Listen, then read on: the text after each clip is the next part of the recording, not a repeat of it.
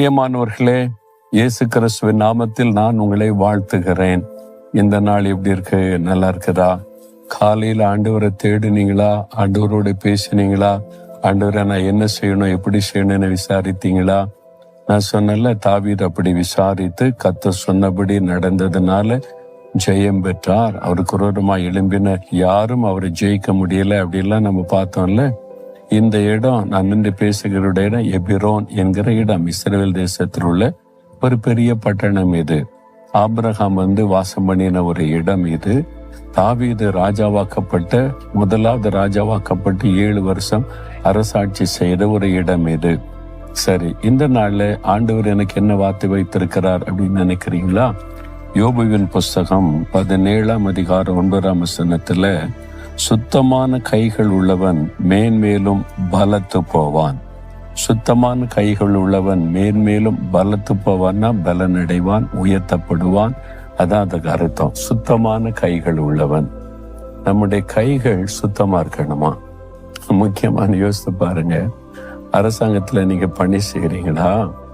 Government officers பணி செய்றீங்களா? அரசாங்கத்துல பணி செய்தா நிறைய கை ரொம்ப சுத்தங்க, அதாவது நான் லஞ்சம் வாங்குவதில்லை அப்படி சொல்றது கேட்டிருக்கீங்களா?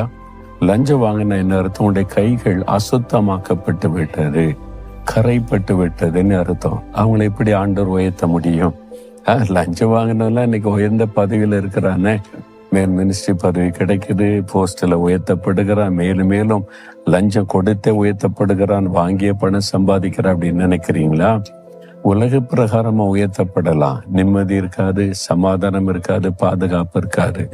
ஒரு நாள் சடிதியா ஒரு ஆபத்து வரும்போது அவனை தப்புவிக்க யாராலுமே முடியாது. அப்படிப்பட்ட எத்தனை சம்பவங்களை நம்ம தேசத்துல கண்கூடாக நம்ம பார்க்கிறோம்.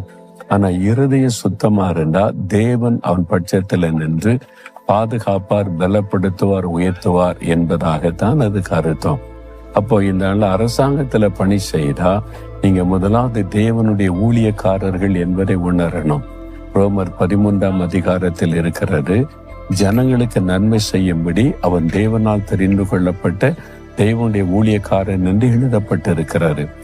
எனி டைப் ஆஃப் கவர்மெண்ட் ஒரு ஆபீஸ்ல வேலை செய்தாலும், ஒரு பஞ்சாயத்து தலைவரா இருக்கலாம், தாசில்தாரா இருக்கலாம், அது மாதிரி கலெக்டரா இருக்கலாம், காவல்துறை அதிகாரியா இருக்கலாம், ஒரு கல்வித்துறை அதிகாரியா இருக்கலாம், விவசாயத்துறை அதிகாரியா இருக்கலாம்.